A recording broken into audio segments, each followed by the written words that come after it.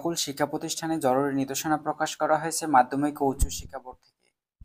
বলা হয়েছে, মাধ্যমিক ও উচ্চ মাধ্যমিক শিক্ষা বোর্ডের রেজিস্ট্রেশন কার্ড ও বহিষ্পত্র যথাসময়ে শিক্ষা বোর্ড থেকে শিক্ষা প্রতিষ্ঠানে সরবরাহ করা হলেও কিছু শিক্ষা প্রতিষ্ঠানে শিক্ষার্থীদের কাছে যথাসময়ে বিতরণ না করায় পরীক্ষা শুরুর কিছুদিন পূর্ব পর্যন্ত কোনো কোনো ক্ষেত্রে একদিন পূর্বে শিক্ষার্থীদের কাছে বিতরণ করে থাকে।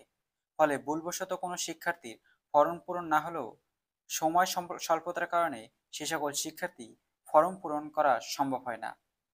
অনেক প্রতিষ্ঠানে বোর্ড কর্তৃক বিষয় খোলার অনুমোদন না থাকলেও অনুমোদিত বিষয় শিক্ষার্থী ভর্তি করে, কিন্তু রেজিস্ট্রেশন ও ফরম পূরণের সময় প্রতিষ্ঠান কর্তৃক তাদের অনুমোদিত বিষয় রেজিস্ট্রেশন ফরম পূরণ করে থাকে।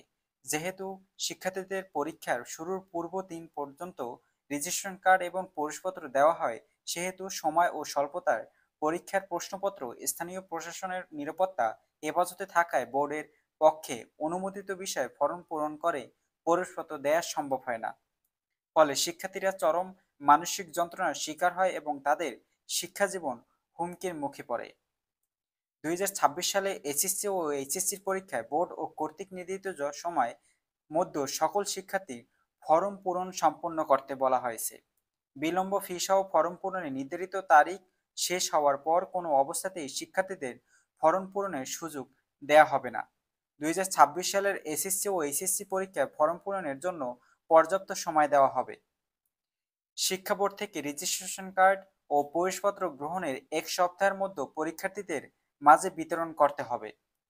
কোনো প্রতিষ্ঠানের বিরুদ্ধে রেজিস্ট্রেশন কার্ড এবং প্রবেশপত্র যথাসময়ে বিতরণ না করায় কোনো জটিলতা ও সৃষ্টিকারী অভিযোগ পাওয়া গেলে সংশ্লিষ্ট প্রতিষ্ঠানের প্রধানের বিরুদ্ধে বিধি মোতাবেক ব্যবস্থা গ্রহণ করা হবে।